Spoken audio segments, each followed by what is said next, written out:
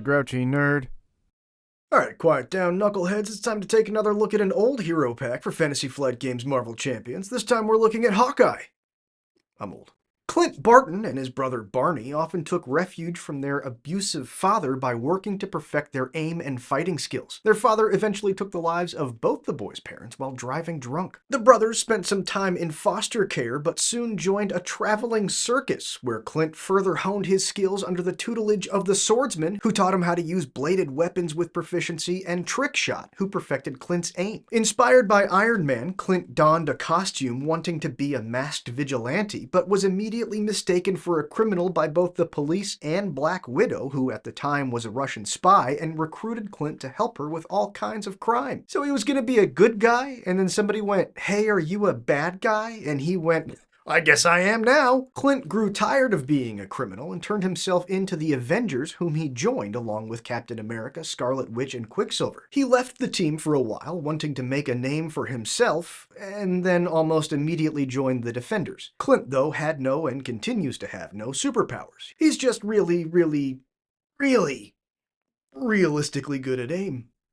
He broke his leg, prompting the design of the Sky Cycle, his personal conveyance. During a fight alongside Mockingbird, Bobby Morse, against Crossfire, the latter used hypnotic ultrasounds to force the heroes to attack each other, and which left Clint with permanent hearing damage. Since then, he came back to the Avengers, having quietly married Mockingbird, was elected by Vision to found a new team of Avengers based on the West Coast, along with Mockingbird, Iron Man, Wonder Man, and Tigra. He quit the team and the heroing biz in general when Bobby was seemingly killed, but he eventually found his way back to the Avengers, only to then be killed by a crazed Scarlet Witch, who then rewrote, well, reality, bringing him back to life. He refused the mantle of Captain America when Steve was out of commission, told Bucky he was a bad choice for the mantle of Captain America.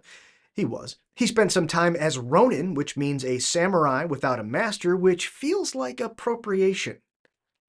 I don't think you can just do that. He rescued his not at all dead wife Bobby from the Skrulls, and the two of them joined the Avengers again, and then divorced. He's also taken on a protege by the name of Kate Bishop, in hopes that she could take his place as Hawkeye on the Avengers, allowing him to retire. Also, he's great at boats. Let's take a look. On his hero side is Hawkeye, who does 1 thwart, 2 attack, and 1 defense. He has the Avenger trait and a hand size of 5 and 9 hit points. And as a hero action, Quick Draw, exhaust Hawkeye to ready Hawkeye's bow. 9 hit points and pretty bad stats. I guess that's the cost of being just a regular dude. And on his alter ego side is Clint Barton, who has a recover of 3, his hand size goes up the standard 1, and he trades the Avenger trait for the shield trait. As an action, spend a resource of any type to search your deck and discard pile for Hawkeye's bow and add it to your hand. No superpowers means bad stats all around on both the hero side and the alter ego side. That recovery of 3 that's not very good, and he doesn't get his signature asset in play or even in hand. He got to pay to find it. The plight of the working man. Luckily, Hawkeye's bow is a 0-cost upgrade, so it takes some of the sting out of having to pay to find it. It has the weapon trait and the restricted keyword. Hawkeye gets +1 to his attack stat, and each of his arrow attacks gains ranged, so they ignore pesky retaliates. And all of those arrows, which make up a full 8 of his 15 cards, require exhausting the bow in order to use them. So I'm not entirely sure why the bow gives them ranged, because it's not like you can use them without the bow. You can't just walk up and stab somebody with the arrow. So you're going to want to find that bow and get it into play immediately, or a full half of your cards are just resources. Then we get 1 copy of a 1-cost upgrade, Hawkeye's Quiver. This one has the item trait. You may play arrow events attached to Hawkeye's Quiver as if they were in your hand, and as a hero action, you can exhaust Hawkeye's Quiver to search the top 5 cards of your deck for an arrow event and place it face up on the quiver. So, obviously, we're going to see them here in a minute, but the arrows are what you would basically expect from this game. There's various trick arrows that are the correct solutions for various game states. Having the ability to have them banked on your quiver so that you can have them when you need them, rather than just relying on hoping you draw them on the turn that you need them, is really key to making Hawkeye work. So this quiver is almost as important as getting your bow into play. Like, so important that you should just mulligan your entire opening hand if you don't draw it. You really want to try and find this thing as fast as possible. Plus, then the arrow you're using isn't coming out of your hand, so you might be able to play something else or play a second arrow since you can exhaust Hawkeye to ready your bow and then shoot another arrow. Mockingbird, as played by Bobby Morse, is Hawkeye's signature ally. She costs 3 for 3 hit points, and she does 2s in both thwart and attack. She has Avenger and Shield traits, and as an interrupt, when the villain initiates an attack against you, spend 1 resource of any type and return Mockingbird to your hand to prevent all damage done by that attack. So she kind of steps in front of a bullet for you, but then she doesn't necessarily go away. She goes back into your hand so you can play her again, albeit for 3 resources again, but still, that is a quality ex-wife. The first trick arrow in Hawkeye's arsenal is the Sonic Arrow, of which we get 2 copies. It's a 2-cost arrow attack event, and as a hero action, exhaust Hawkeye's bow, then confuse an enemy and deal 3 damage to it. If it's already confused, deal 5 damage to it. Starting strong with the arrows, 2 for 3 and a confuse is great, especially for somebody with 9 hit points. You're probably going to have to spend a little bit of time in Alter Ego when playing Hawkeye, so you can use that terrible recover. Then we get 2 copies of Explosive Arrow, a 1-cost arrow attack event. Exhaust Hawkeye's bow and choose an identity. Deal 3 damage to the villain and each minion engaged with that identity. For 1 resource, even if that's only against the villain, if you don't have any minions in play, that's not bad. And if you just put it on your quiver and wait until you have a minion or 2 in play, all the better. Next is 2 copies of Electric Arrow, a 2-cost arrow attack event. Exhaust Hawkeye's bow to stun an enemy and deal 3 damage to it. 5 damage if it's already stunned. Sonic Arrow, but you're stunning instead of confusing, and I would be hard-pressed to tell you which one of those I prefer. The ability to safely go down to Alter Ego and recover, or to not have to do that at all because you're not getting attacked. 2 copies of Cable Arrow is next. This is a 1-cost arrow thwart event. Exhaust Hawkeye's bow to remove 3 threat from a scheme, ignoring any crisis icons. Ignoring crisis icons is always great, and I love the imagery of it in this case. There's something terrible happening right in front of you, and Hawkeye's like, yeah, give me a second, let me just... Last of the arrows is 2 copies of Vibranium Arrow, a 2-cost arrow attack event. Exhaust Hawkeye's bow to deal 6 damage to an enemy. That attack gains piercing, so it also gets rid of tough statuses. Great, no notes. Cheap, powerful, you got piercing and ranged on it, what's not to love? Last is 2 copies of Expert Marksman, a 1-cost upgrade with the skill trait. Exhaust Expert Marksman to generate a wild resource for an arrow event. And there's 2 of them, 1 for each time you get to activate your bow. Playing Explosive Arrow off of your quiver, paying for it with this, you're going to be doing 3 damage to the villain and each minion engaged with you, and you haven't even spent a card from your hand. You still have your whole hand to play with. The bad stuff! Clint's obligation is Criminal Past. You may flip to Clint Barton. Then you can either exhaust as Clint to remove this obligation from the game, or discard your bow from play to simply discard it. Removing these cards from play is always better than just discarding, but if you can't, if you're already exhausted or whatever, losing your bow isn't that bad. You just pay 1 resource to get it back into your hand, and then it's free to put out again. Hawkeye's signature Nemesis minion is Crossfire, a 4 health minion with the Mercenary trait who does 1 scheme and 2 attack, but those attacks gain piercing and he has Quick Strike, so he's going to do one of those attacks right away when he enters play. And he gives the villain attack piercing if he's drawn as a boost card. Man, I hate Quick Strike. You do all the math. You figure out, yeah, I can take a hit and I'll probably survive the villain attack, and then you flip your encounter card and you die anyway.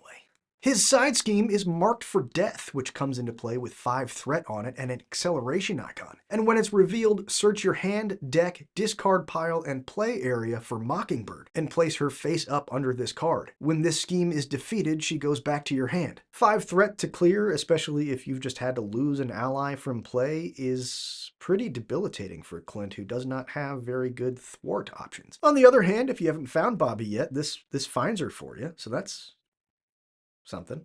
Next is Crossfire's Rifle, a weapon attachment that goes on Crossfire if he's out or the villain if he's not, and gives the attached character +2 to their attack and gives them ranged. As a hero action, you can exhaust your hero and spend a wild resource to discard this from play. I mean, do that fast, get it out of play as soon as you can, though Do remember that Expert Marksman, while it does generate a wild resource, that has to be used on an arrow event, so you can't use that wild resource in this case. Then we get Sniper Shot, a treachery which places 3 threat on the main scheme if you draw it as an alter ego, or deals 3 damage to you if you draw it as a hero. Both of which are terrible. 3 damage, that's a third of your health, and if you're an alter ego, the villain probably just schemed, so this is adding 3 threat to an already schemed main scheme. You're gonna die. Moving on to his aspect cards, Hawkeye came with a leadership deck. And up first is Hawkeye. This one is played by Kate Bishop, a 2-cost Avenger ally with 2 health who does 1 thwart and 2 attack. But you might not ever use those because you can also exhaust this ally and discard 1 card from your hand to deal damage to an enemy equal to that card's printed resources. I feel like I'm the only one who likes Kate, or maybe I'm just the only one who plays so inefficiently that I frequently have 1 card left over at the end of my turn. She's fantastic, especially with cards like Triskelion, where you can up your ally limit. You just stick her in the corner and use her when you have an extra card in your hand. Next up is Black Knight in the style of Dane Whitman. He's a 3-cost Avenger ally with 3 health who also does 2 attack and 1 thwart, but his attacks gain piercing. Good if you know you're going to see a lot of tough enemies, especially against, I don't know, Juggernaut or somebody who always gets a tough back on him. Otherwise, he's fine.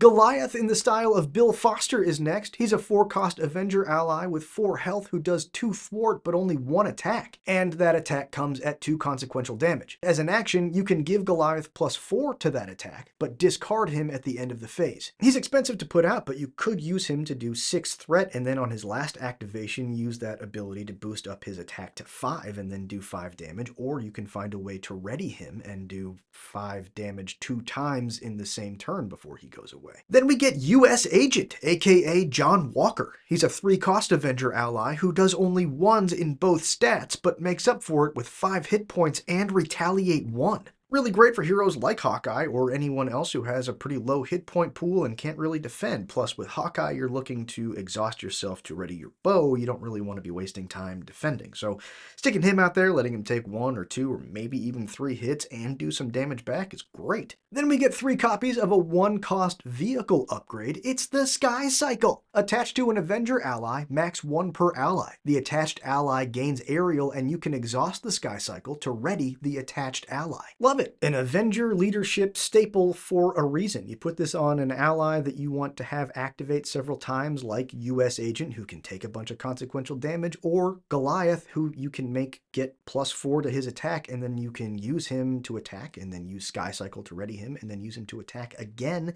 before he goes out of play.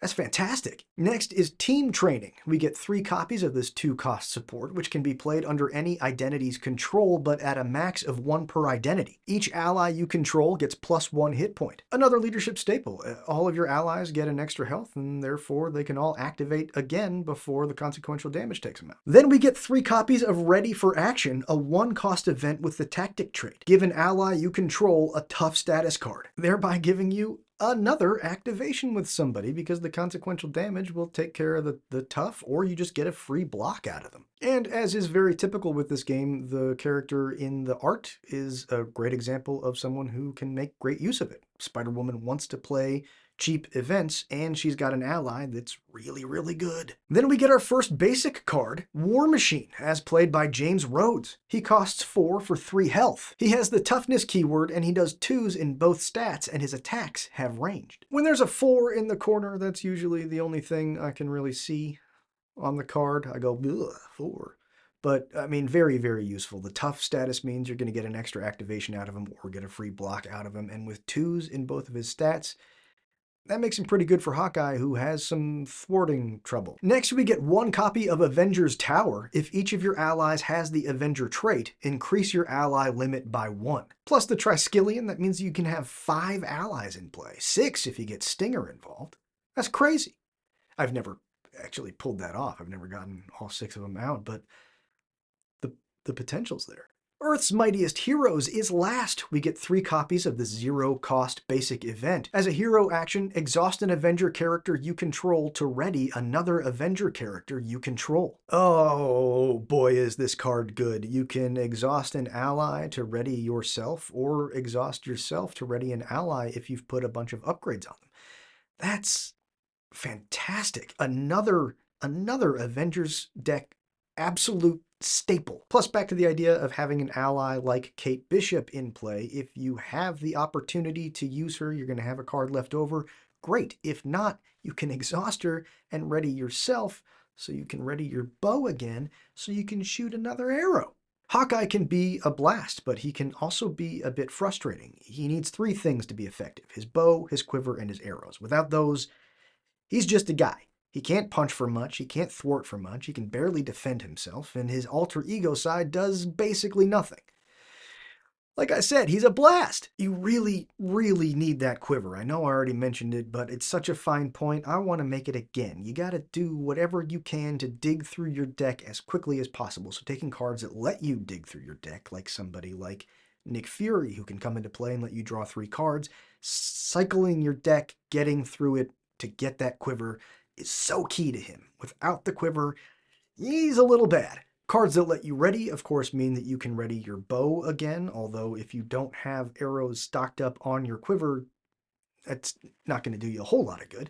You have 2 arrows that help with thwart, and Mockingbird is pretty solid on that, but other than that, you have nothing for threat mitigation, so leadership is a great option. You put on a wall of allies, and then you stand behind them and just pick off the villain. And he's honestly really solid in aggression. The bow is a weapon, so Mean Swing is a great add for turns where you don't have an arrow or you don't have the right arrow for the situation. You can still get +3 to your basic attack, which is going to be at a 2 with the bow out. Bring along Looking for Trouble to bring out some minions before you let off an explosive arrow and take them all out. And Press the Advantage. You got 4 arrows that do either stun or confuse, so Press the Advantage will then help you do more damage, but then use those stunned or confused enemies to draw more cards, which, as previously discussed, is great. And that's all I've got for Hawkeye.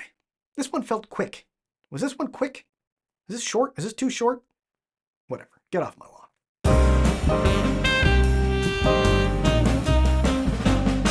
The Grouchy Nerd